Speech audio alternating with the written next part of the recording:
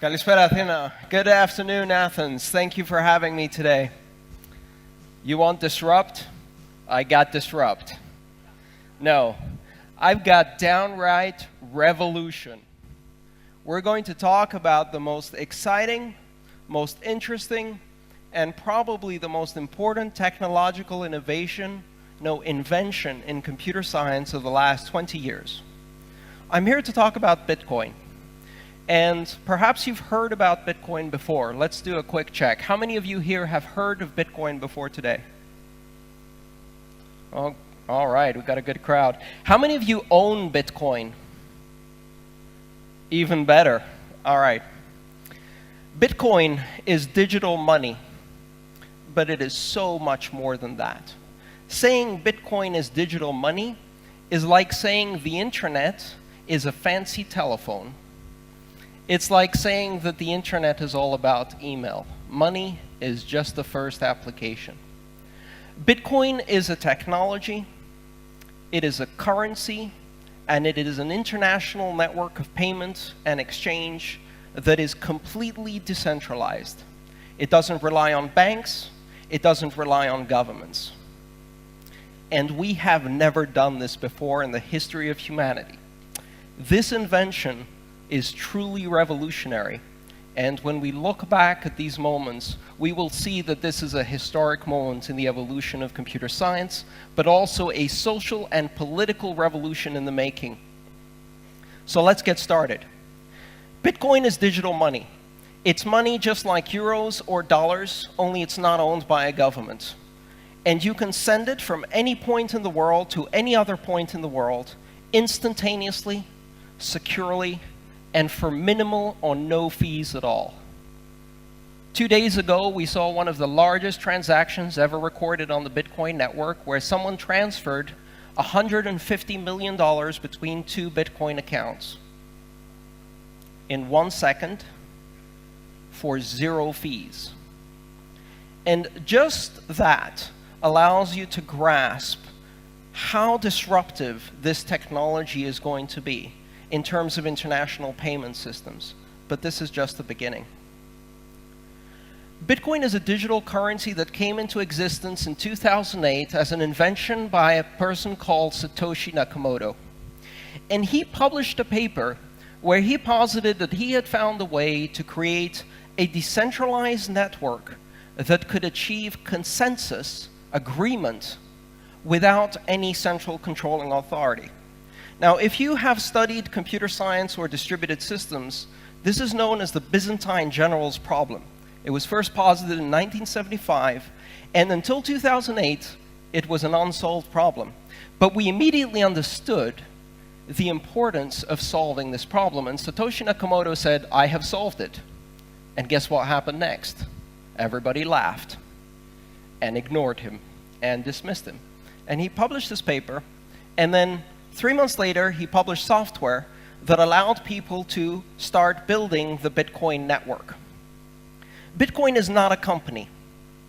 It's not an organization. It is a standard or a protocol just like TCP/IP or the internet. It's not owned by anyone.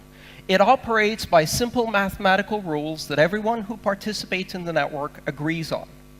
And through this simple mechanism, and through the invention of Satoshi Nakamoto, Bitcoin is able to allow a completely decentralized network of computers to agree on what transactions have occurred on a network, essentially agreeing on who currently has the money. So if I send money from my account to somebody else's account in this peer-to-peer, completely decentralized network, it's just like sending an email. There's no one in the middle. It just goes from my computer, where the money is stored, to the recipient's computer with no intervention. And the entire network, every 10 minutes, agrees on what transactions have happened without any centralized authority, by a simple election that occurs electronically. This particular solution, this invention, is far more important than currency. Currency is just the first app. Just the first application that you can build on a distributed consensus system. Other applications include distributed fair voting, stock ownership, asset registration and notarization, and also many other applications we've never thought of before. I discovered Bitcoin for the first time in 2011, and since the internet, I have not felt this feeling of being completely overwhelmed by the possibilities that I saw. I was there at the dawn of the internet in 1991 when it was pre-commercial, and I could see that this was going to change the world, but couldn't tell everyone around me because no one believed me. And I have that exact same feeling about Bitcoin. Now, some of you may have heard of Bitcoin as a currency, as a system of money that is currently going wildly high in price one day and wildly low in price the other day. And what I'm here to tell you is to ignore the price, and to ignore Bitcoin the money, and understand Bitcoin the technology, the invention, and the network it creates. Because if we mess up the money, we'll just reboot another currency. The invention of Bitcoin, the technology that makes it possible, cannot be uninvented. And it creates the possibility for decentralized organization on a scale never before seen on this planet. And here's why it's important to me. Today in the world, approximately 1 billion people have access to banking, credit, and international finance capabilities, primarily the upper classes, the Western nations. 6.5 billion people on this planet have no connection to the world of money. They operate in cash-based societies with very little access to any international resources. They don't need banks. 2 billion of these people are already on the internet, and with a simple application download, they can immediately become participants in an international economy using an international currency that can be transmitted anywhere with no fees and no government controls, and they can connect to a world of international finance that is completely peer-to-peer. So Bitcoin is the money of the people. At its center, simple mathematical rules that everyone agrees on and no controls. The possibility of bringing 6.5 billion people into productive society by connecting them to the rest of the world is truly revolutionary. First, we're going to start affecting the payment processors, these enormous companies that make it more expensive to send money the poorer the destination country is. A situation that is exploitative and corrupt. And these organizations make enormous amounts of profits for a function that can be done in Bitcoin for free. So, as the adage of the internet once went, I just replaced your entire industry with 100 lines of Python code. And that's exactly what we're doing with Bitcoin. How can you use Bitcoin today? Simply speaking, Bitcoin can operate as a currency, and you can think of it as buying a foreign currency. You can connect to an exchange over the web, you can wire some of your euros, and then you can use those euros to buy Bitcoins at the current exchange rate. But that's not really the right way to do it, because we're entrepreneurs, right? We want to disrupt. So, the best way to do it is to find a product or service that you can offer that someone with Bitcoin wants to buy, and to start earning Bitcoin. If you think about starting up a business within an international environment, there are two primary barriers to becoming a global business. The first barrier is that it is difficult to transport products and services across borders.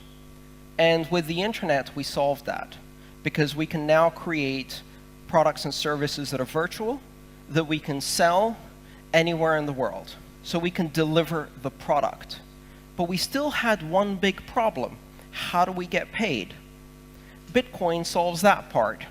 It now allows us to receive payments from anywhere in the world instantaneously. The Bitcoin network allows any individual to send an amount that is as small as 100 millionth of a Bitcoin, which in today's term is a very, very tiny amount of money. You can't do that with today's money and payment systems. Credit cards were made in the 1950s, and they were most certainly not made for an internet age. But Bitcoin is made for the internet age. So if you can suddenly send payments that are 1/100th of a euro or 1,000th of a euro, you can sell content. You can do microtransactions. You can collect payments from millions of people in tiny amounts and make them in aggregate be worth something. And on the same network where you can send 1,000th of a euro or even 1,000,000th of a euro, you can send 1,000,000,000 euros or 1,000,000,000,000 euros, and the fee will be exactly the same because it depends on the size of the transaction in kilobytes, not the content. So let's look back at the internet and see what lessons we can learn about why Bitcoin is important.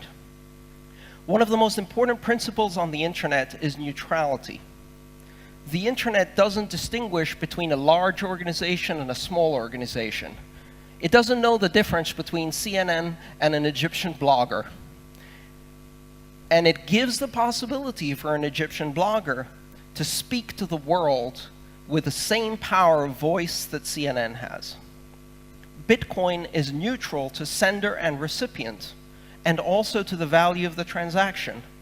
And that means that it gives every citizen and user of Bitcoin the ability to innovate in terms of financial innovations and instruments, in terms of payment systems, and to use the currency with exactly the same facility that a bank has.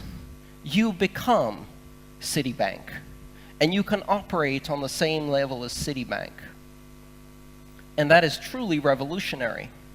It takes a hierarchical system of international finance that up to now has achieved security by limiting access, because that is the main method of trust on our payment systems. You can't get in unless you're vetted.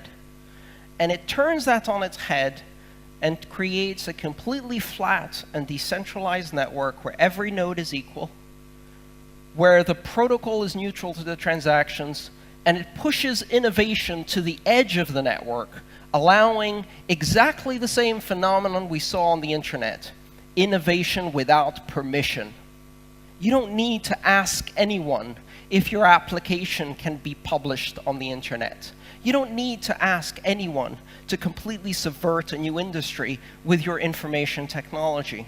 Well, on Bitcoin, you don't need to ask anyone to invent a new financial instrument, a new payment system, a new service. You can just do it. You can just write the code, and you are now part of an international financial network that can run that code and put you in contact with millions of consumers.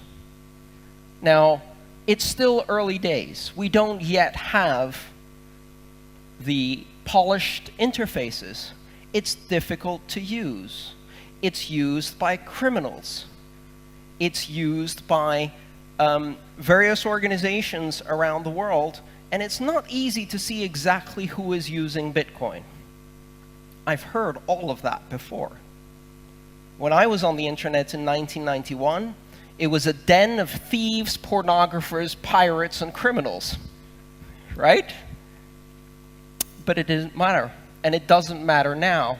And the reason it doesn't matter is because the same power of the technology that can be used by a criminal to promote their criminal activities can be used by all of the rest of us to do good, to do incredible things all across the world. And there's more of us. So Bitcoin creates this environment that is ripe for innovation because it's not a currency. It's a technology, a network, and a currency. And I can tell you today I'm very happy that Bitcoin's price is climbing very high because I own some Bitcoins and it feels kind of nice. But I don't care about the price. If Bitcoin crashed tomorrow morning, the technology is still revolutionary. Just like if a website fails on the internet or an application fails on the internet doesn't go away. So if you understand that Bitcoin is a technology and not a currency, you can truly grasp the importance it has. But again, it's not about us. It is about the other 6.5 billion. It is about the ability to bring to the world a level of financial integration that the world has never seen before. And from our perspective, it's a great technology. We can do some disruptive innovation. We can build some interesting services. But if you're a Kenyan farmer who's trying to raise money in order to buy seed, and now you could do decentralized peer-to-peer lending and reach out to lenders all across the globe, this is not a technology, right? This is truly life-changing.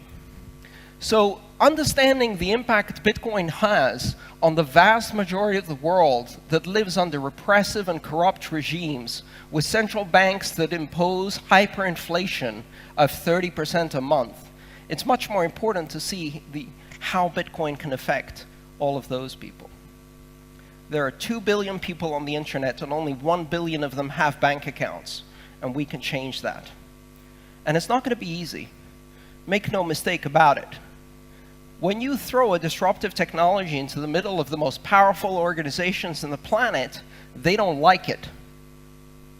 And right now, we're still in the early stages.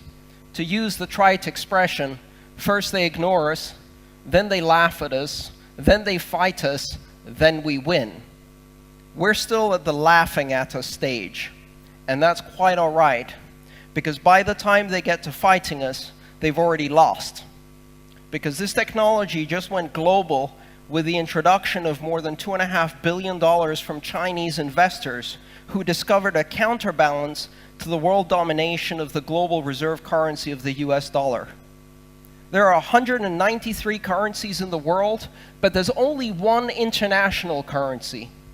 There are 193 currencies controlled by central banks and governments, but there is only one mathematical currency today, and that's Bitcoin. And we are going to build more of them.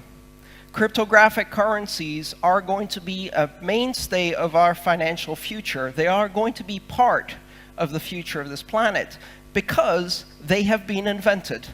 And it is as simple as that. You cannot uninvent that technology. You cannot turn that omelet back into eggs.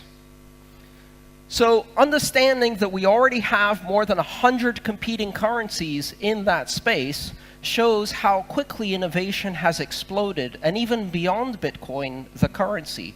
There are many other altcoins, alternative coins as they're known, that use the very same basic technology of a decentralized asset ledger using consensus in the network with Satoshi's algorithm in order to achieve other forms of currency. Currencies that are inflationary, currencies that are deflationary, currencies that use demurrage or negative interest rates, currencies that are charitable and redistribute a proportion of the income to charitable organizations. We can invent money non-stop and create new forms of money and the instruments. At the end of the day, Bitcoin is programmable money.